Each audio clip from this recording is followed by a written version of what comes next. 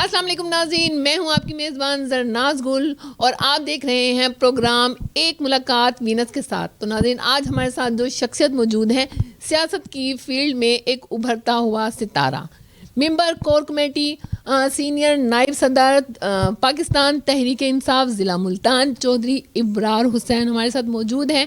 آئیے آج ان سے انہی کے بارے میں گفتگو کرتے ہیں۔ السلام علیکم جی وعلیکم السلام۔ جی ابرار صاحب، کیا حال ہے آپ کے؟ ہاں اللہ کا شکر، آپ کی دعا بالکل تندرست۔ کیا ہو رہا ہے آج کل؟ بس آج کل محنت ہو رہی ہے پاکستان کی، جو آزاد اور خود مختار پاکستان کی جو خان صاحب نے کاوشیں شروع کی ہیں، اسی کاوشوں میں لگے ہوئے ہیں آج کل بس۔ اچھا، سیاست کے علاوہ اور کیا مثلا ٹائم پاسنگ کس طریقے سے آپ کی ہو رہی ہے، اور کیا آپ کی مصروفیات ہیں، کیا شغل ہیں؟ آج کل تو فی الحال میرے خیال سے کوئی 100% سیاست کی نظر ہوتا ہے ہمارا ٹائم، کیونکہ خان صاحب جو ہمارے بڑے چوکس اور چوکنا ہوتے ہیں اور ہر ٹائم اس ملک کی عوام اور اس ملک کے لیے سوچتے ہیں اس ترقی کے حوالے سے، تو چونکہ جب کپتان ایسا ہو تو پھر کھلاڑیوں کو بھی اسی کے ساتھ، کپتان صاحب کے ساتھ چلنا پڑتا ہے۔ اور یہ ایک چیز ہمیں شروع سے اندازہ ہو گیا تھا کہ جو خان صاحب ہیں، جو خان صاحب کے ساتھ نہیں چل سکتے، کوئی آٹومیٹکلی ایسا سسٹم ہے جو خان صاحب کی رفتار کے ساتھ نہیں چل سکتے، وہ خان صاحب کے سسٹم سے آؤٹ ہو جاتے ہیں۔ تو ہمیں 100% اپنا دینا پڑتا ہے خان صاحب کے ساتھ، جو وہ کوشش کر رہے ہیں پاکستان کی ترقی اور اس کی آزاد اور خود مختار اور ایک بالکل ایک نیا پاکستان بنانے کے لیے۔ اچھا، سیاست سے کس سے انسپریشن لی؟ سیاست کے سمندر میں غوطہ زن آپ کس طریقے سے ہوئے، کیا وجہ بنی؟ اصل میں سوشل ورکر کو میں شروع سے تھا، اس میں یہ تھا کہ میں نے سب سے پہلے ایک سوسائٹی بنائی، لیلا ویلفیئر سوسائٹی، جس کا کام ہوتا تھا لوگوں کی خدمت کرنا، اور بہت سارے جو لوگوں میں آج کل مسائل ہیں، بھوک ہے، افلاس ہے، اور روزگار نہ ہونے کی وجہ سے لوگ بیمار ہیں، صحت کے مسائل ہیں، ہاسپٹلس کے مسائل ہیں، سوشل ورکر میں تھا۔ لیکن پھر چونکہ سوشل ورکر ہونے کی حیثیت سے مختلف سیاستدانوں سے ملاقات بھی ہوتی رہتی تھی، اور عوام جو پریشان حال تھے ان سے بھی ملاقات ہوتی رہتی، تو پھر میں نے بھی محسوس کیا کہ صرف سوشل ورکر رہ کے آپ خدمت نہیں کر سکتے لوگوں کی، آپ کو پولیٹکس میں نمایاں ہونا پڑے گا اور ایک لیڈر بننا پڑے گا۔ مثال کے طور پر جب تک آپ پنجاب اسمبلی یا نیشنل اسمبلی میں جا کے ان لوگوں کی نمائندگی نہیں کریں گے تو میرے خیال سے یہ ان لوگوں کی حالات نہیں بدلنے والا۔ یہ چیز تھی جو سیاست میں لے کے آیا۔ دوسرا یہ تھا کہ جب میں اپنے ملک کے سیاستدانوں کو دیکھتا تھا، مثال ہے مختلف پارٹیز کے، پیپل پارٹیز کے، نون لیگ کے، اور بھی جماعتیں ہیں، مطلب کہ کوئی ان کے اندر کوئی یعنی کہ ایجوکیشن نہیں تھی، کوئی لیڈرز بننے کی کوالٹیز نہیں تھی۔ مطلب جب آپ پڑھے لکھے نہیں ہیں، اب آپ لیڈر بننے کے آپ کے اندر کوالٹیز نہیں ہیں، تو آپ کیسے ایک قوم کی نمائندگی کر سکتے ہیں، جو ایک بہت بڑا فقدان تھا۔ تو چونکہ میں الحمدللہ پڑھا بھی لکھا بھی تھا اور ایک اچھا میں نے اسٹرگل کر کے ایک بزنس میں بھی میں آیا تھا، تو مجھے ان چیزوں کا سارے حالات اور مناظرے کا مجھے علم تھا۔ یہ سوچ اور یہ ذمہ داری تھی کہ اللہ پاک نے روز آخرت پوچھنا ہے کہ جب میں نے آپ کو ایک سوچ اور ایک عقل دی تھی اور آپ کے اندر یہ کوالٹیز پیدا کر دی تھی کہ اب حالات غریب عوام کے اور جو وہ مجبور لوگ ان کے حالات بدل سکتے ہیں، تو پھر آپ نے کیوں نہیں ذمہ داری اٹھائی؟ یہ سوچ تھی جو پھر میں نے سیاست میں آ کے یہ ذمہ داری اٹھائی، اور انشاءاللہ اللہ تعالیٰ سے میری بھرپور دعا ہوتی ہے اور میری کوشش ہوتی ہے کہ میں اس کے اندر اپنا 100% دوں۔ اچھا، جس طرح سے آپ نے کوالٹیز کی بات کی، ایک سیاست دان کی زندگی میں یا سیاست دان کے لیے کیا پیرامیٹرز ہوتے ہیں؟ سیاست میں آنے کے لیے کیا رولز ہوتے ہیں؟ اس کے اندر کیا کوالٹیز، صفات ہونی چاہیے ایک سیاست دان بننے کے لیے؟ اچھا، یہ بڑے آپ نے خوبصورت سوال پوچھا ہے مجھ سے نا۔ جب میں سیاست میں نہیں تھا یا میں سوشل ورک سے بھی پہلے تھا، مجھے لگتا تھا کہ یار یہ جو پنجاب اسمبلی ممبر ہوتے ہیں یا نیشنل اسمبلی یا منسٹرز ہوتے ہیں، یہ کوئی الگ اور نئی دنیا کی مخلوق ہوتی ہے، مطلب ہمارے سے ہی الگ ہوتے ہیں، ہم ان تک پہنچ ہی نہیں سکتے۔ الحمدللہ اچھا کمانے والا اور اچھے مطلب فیملی سے میں بلونگ کرتا ہوں، لیکن اس کے باوجود مجھے یہ لگتا تھا کہ ہم ان تک نہیں پہنچ سکتے۔ اور اس کی سب سے بڑی وجہ کیا تھی، ریزن کیا تھی؟ وہ تھی ڈیرہ داری، اجارہ داری، اور جو نظام تھا مثلاً کہ ایک اگر باپ ایم این اے ہے، اس کا بیٹا بھی پھر ایم این اے، اس کا بھی بیٹا ایم این اے ہے، ایک موروثی سیاست کا جو عالم تھا، مطلب غریب عوام کو، نوجوان نسل کو، اچھی پازیٹیو تھنکنگ رکھنے والے کو جب لوگ سیاست میں آئیں گے ہی نہیں، ان کو آنے دیں گے ہی نہیں، تو یہ جو سیاست دان اور جو غریب عوام کی طرف فاصلہ تھا، یہ بہت بڑا تھا۔ تو میرے خیال سے اب میں جب یہ سوچتا تھا کہ یار سیاست دان تو اور چیز ہوتی ہے، بعض دفعہ لوگ بھی یہی سوچتے ہیں، حالانکہ سیاست کا پیرامیٹر کوئی نہیں ہوتا، آپ کے اندر عوام کا درد ہے، اس قوم کا, اس ملک پاکستان کا درد ہے, اور آپ کے اندر اگر کوالٹیز ہیں, آپ پڑھے لکھے ہیں, ان کی نمائندگی کر سکتے ہیں, آپ سیاست میں آئیں. اور میں آپ کو ایک بات بتا دوں, سیاست ہماری آلودہ ہے, جس کی وجہ سے ہمارے پڑھا لکھا معاشرہ, اچھے لوگ وہ آنا نہیں چاہتے.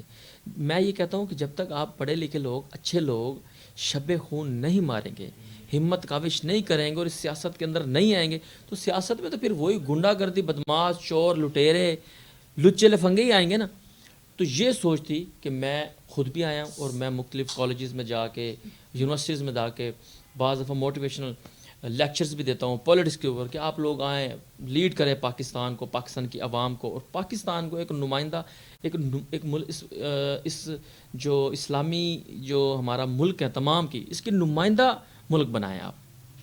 اچھا یہ بتائیے گا کہ سیاست میں جس طریقے سے عام تاثر ہے کہ سیاست دان ہونے کے لیے پیسے کا ہونا لازمی ہے, تو آپ کیا سمجھتے ہیں پیسے کے ساتھ ایفرٹس, ورک, ورتھ کتنا کاؤنٹ کرتی ہیں, کتنا میٹر کرتی ہیں؟ اس سوال کا جو بھی لنک پہلے والے سے ہے, یہ آپ کی اور میری سوچ ہے. ہم نے اس معاشرے کو ایسا بنا دیا ہے, ہم نے سیاست کو بنا دیا بزنس. مثال کے طور پر جب میں نیا سیاست میں آیا, جب میں لوگوں کے پاس جا کے ملتا تھا, لوگ مجھ سے کیا توقع رکھتے تھے؟ لوگ توقع رکھتے تھے کہ یار آپ ہماری گلیاں پکی کرائیں, روڈ بنائیں, سڑکیں مرمت کروائیں, ٹھیک ہے نا. اب سیاست دان کا یہ طریقہ کار ہوتا تھا کہ یار اس کے پاس 4 کروڑ ہے, مطلب وہ بات آپ کی آگے کہ پیسے کا ہونا ضروری ہے, یہ پرانے نظام کے اندر, نئے نظام کے اندر نہیں. وہ بندہ 4 کروڑ روپے اس نے انویسٹ کرنا ہے, روڈوں, گلیاں, شلیاں, شاریاں پورے اس نے بنا کے نا, اس نے لوگوں کا ووٹ حاصل کر لینا ہے. اور جو بندہ 4 کروڑ لگاتا ہے, آپ یقین کریں جب وہ آئے گا پاور کے اندر, پھر وہ غریب عوام کا نہیں سوچے گا. اس نے 4 کروڑ کا 16 کروڑ کا سوچنا سب سے پہلے کہ میں 16 کروڑ بناؤں, اور اس کے بعد اس نے آگے سوچنا ہے. جو خان صاحب کی سوچ ہے, جو خان صاحب کا نظریہ ہے, وہ اس سے ٹوٹل چینج ہے.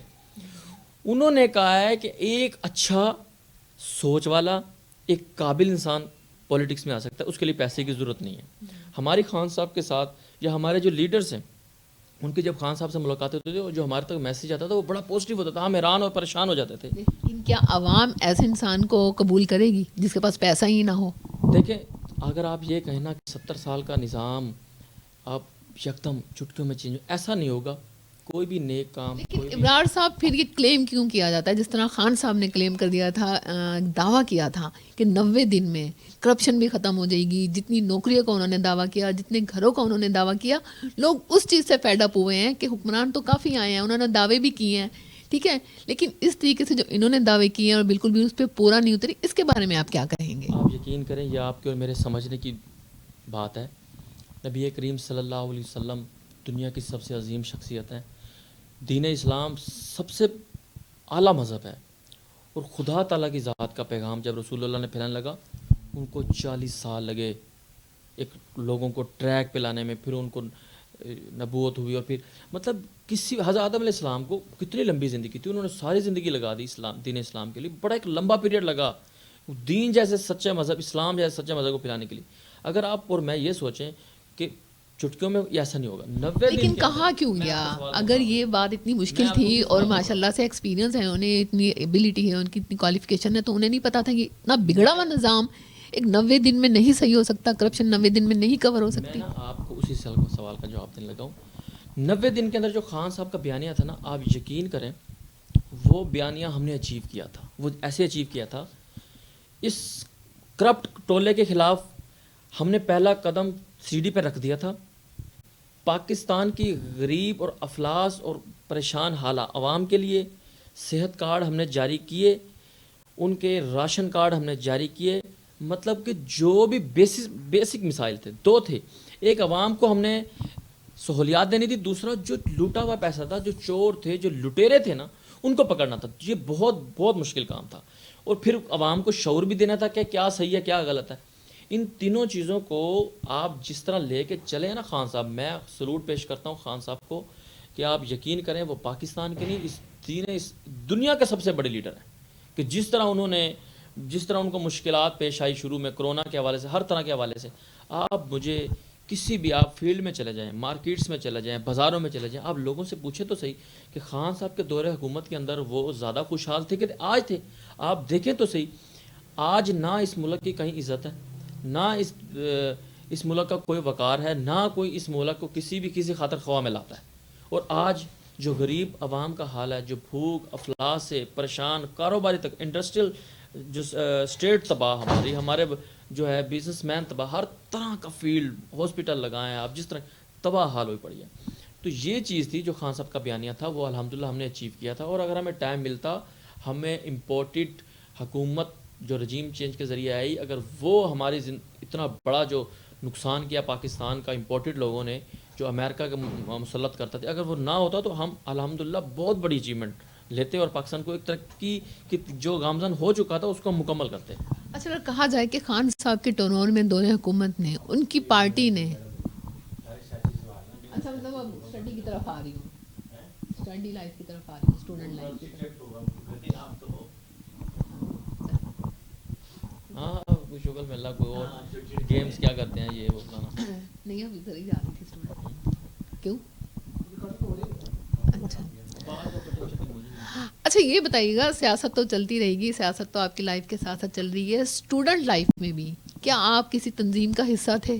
نہیں, تنظیم کا حصہ کوئی نہیں تھا. میں نے آپ کو پہلے بتایا, میں اپنا سوشل ورکر تھا, اور میں لیلا ویلفیئر سوسائٹی میں نے بنائی تھی. اس کے بہت سارے بیسک مقصد تھے, اور میں الحمدللہ ہماری اس بہت بڑا ایک بلڈ ڈونیشن سوسائٹی تھی, ہم نے وہ بنائی تھی. اور بہت کم سوسائٹیز ایسی تھی ضلع ملتان کے اندر جو اس لیول پہ کام کر رہی تھی, مختلف جیسے ریجنل بلڈ سینٹرز ہیں اور اس طرح.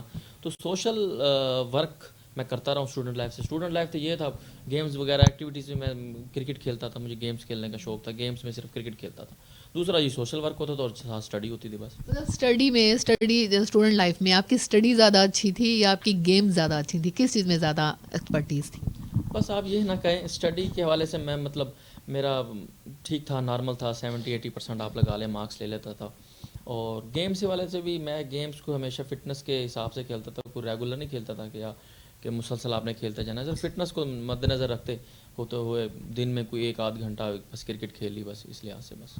اچھا, اسٹوڈنٹ لائف میں آپ کے دوست بھی ہوں گے, تو آپ کا حلقہ احباب وسیع ہوتا تھا یا مخصوص دوست ہوتے تھے؟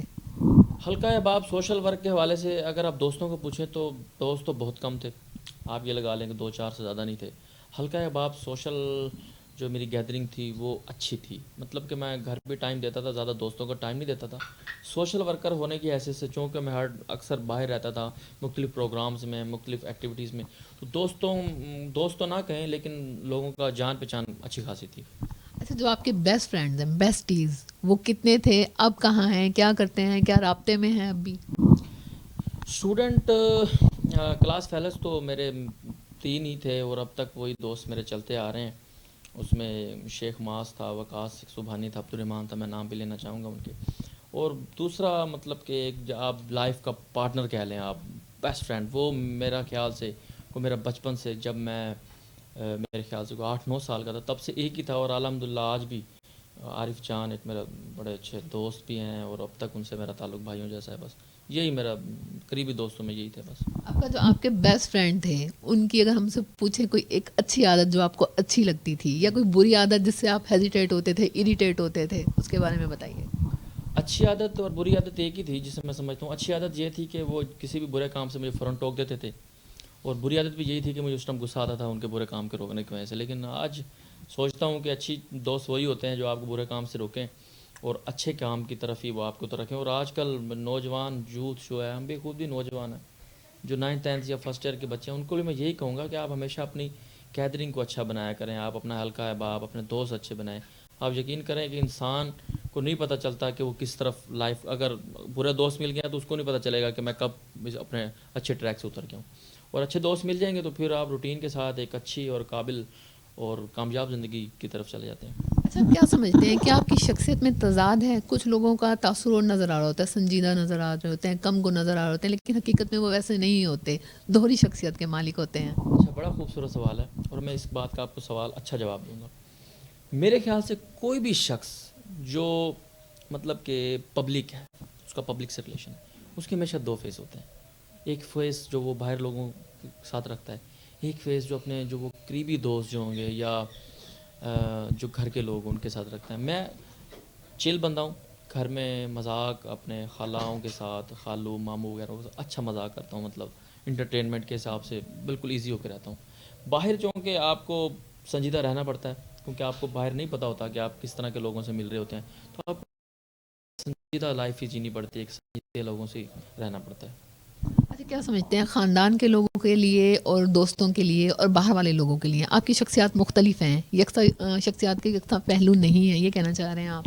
اصل میں اس میں کوئی نیگیٹو بات نہیں ہے میرے خیال سے، کہ آپ باہر چونکہ آپ اتنا لوگوں کے کلوز نہیں ہوتے، تو آپ پھر مذاق اور انٹرٹینمنٹ کی باتیں ذرا سوچ سمجھ کے کر رہے ہوتے ہیں، سنجیدہ ہی کر رہے ہوتے ہیں۔ اب دیکھیں نا، میں کالج میں جاتا ہوں یا کسی یونیورسٹی میں یا کسی بھی جگہ کسی پروگرام میں، وہاں میں چٹکلے نہیں چھوڑ سکتا، صرف ایک سنجیدہ اور ایک میچور بندے کی طرح آپ رہنا ہوتا ہے۔ لیکن آپ جتنے بھی بوڑھے ہو جائیں، جتنے بھی بڑے ہو جائیں، یا کوئی بھی شخصیت بن جائے، آپ کے اندر ایک بچہ ہوتا ہے۔ آپ کہتے ہیں کہ 24 گھنٹوں میں 2-4 گھنٹے میں بچہ بن کے بھی گزار لوں۔ دل تو بچہ ہے۔ راحت فتح علی کو سنتے ہیں؟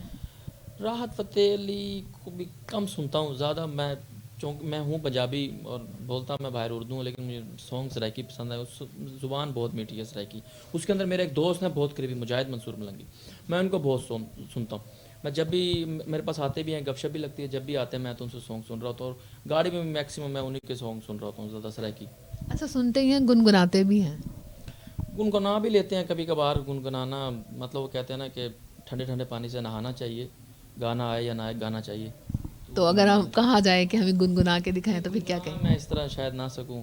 جی ناظرین، ہمارے ساتھ موجود تھے چودھری ابرار حسین صاحب، اور ان سے ہم نے بہت مزے کی باتیں کی، سیاست ریلیٹڈ باتیں کی، ان کی اسٹڈی لائف سے، اسٹوڈنٹ لائف سے ریلیٹڈ باتیں کی۔ تو اب لیتے ہیں چھوٹی سی بریک اور ملتے ہیں بریک کے بعد۔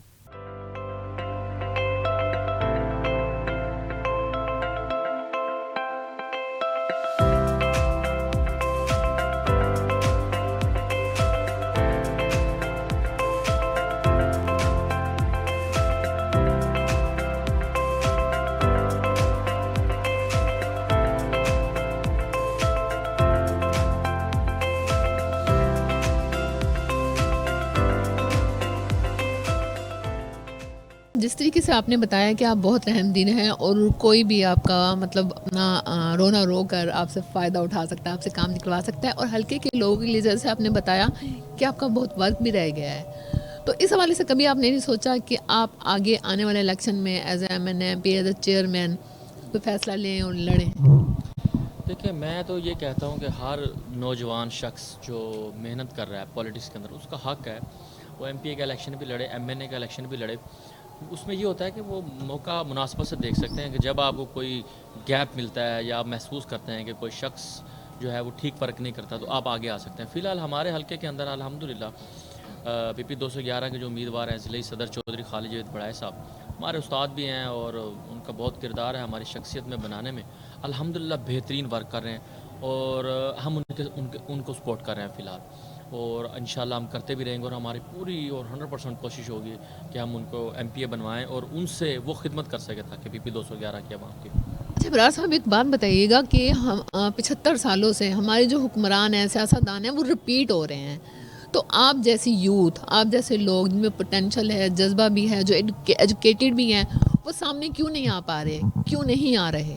بہت پرانا بوسیدہ سسٹم ہے، ٹائم لگے گا تھوڑا، لیکن آپ یہ دیکھیں 2018 کے اندر بہت سارے آپ کو نئے چہرے، مراد سعید ہو گیا، اور بہت سارے وہ جیسے ایک فلاحی تنظیم ہے، وہ اس کا بھی ایک عالمگیر، شاید میرا خیال نہ سنا، بہت سارے نام آپ دیکھیں گے نا جو PTI کے فیس بنے، اور انشاءاللہ 2023 کے اندر جیسے خان صاحب کا نظریہ ہے، اور انہوں نے کہا ہے کہ ہر شخص کا انٹرویو میں خود لوں گا MNA MPs کے ٹکٹ دینے کے لیے، تو وہ انشاءاللہ کوئی نہ کوئی سسٹم خان صاحب ضرور بنائیں گے، اور بہت سارے خواہش مند حضرات جو اس کیپیبل ہیں کہ وہ آگے آ کے لیڈ کر سکتے ہیں، وہ ضرور ان کو موقع بھی ملنا چاہیے، اور وہ آگے بھی آئیں گے، اور 2023 میں آپ نئے چہرے انشاءاللہ دیکھیں گے۔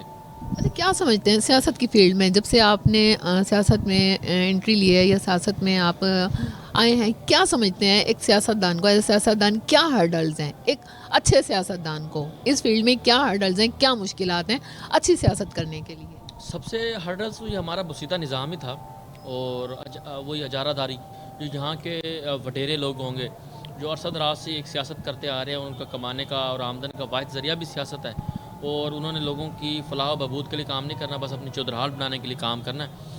تو جب وہ کسی نئے چہرے کو آتا ہوا دیکھتے ہیں تو سب سے پہلے وہ اس پر اٹیک کرتے ہیں ہر طرح سے، جیسے اب سیاست میں ہو رہا ہے۔ اب دیکھیں ہماری سیاست جب سے نئے چہرے آئے ہیں اخلاق سے بھی گر چکی ہے، وہ پرانے اجارہ دار لوگ ہر قسم کا حربہ آزماتے ہیں، نئے آنے والے لوگ کی عزت بھی اچھالتے ہیں اور اس کو نیچے گرانے کی کوشش بھی کرتے ہیں.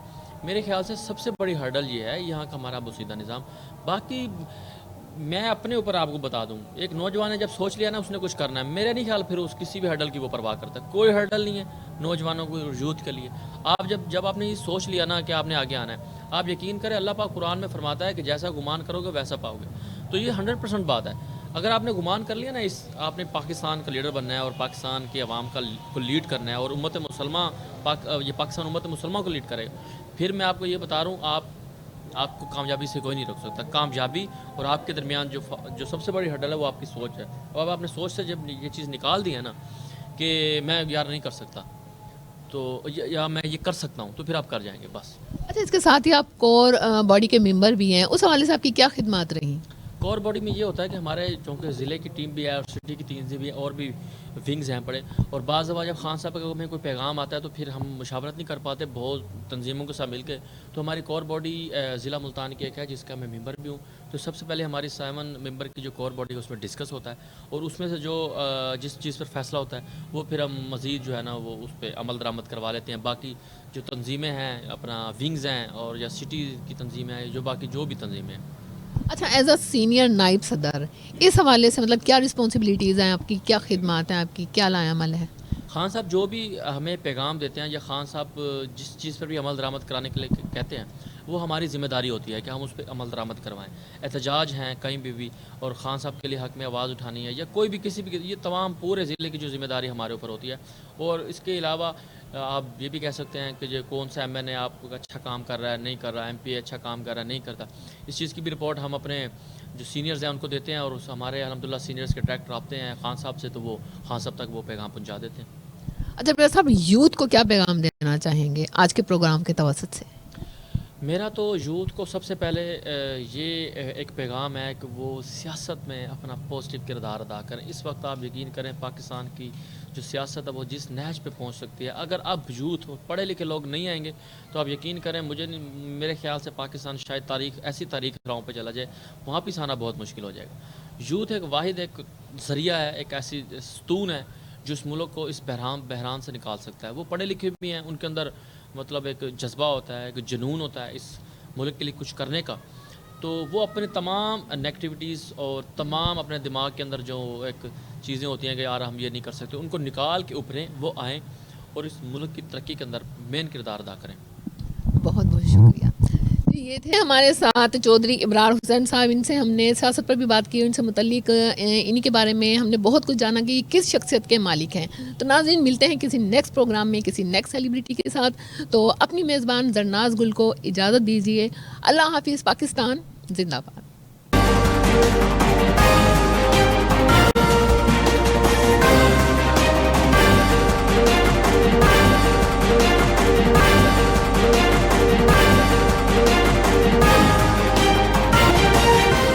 ٹانکیں جو ہے نا جی کانپ رہی ہیں، صرف عمران خان کا خوف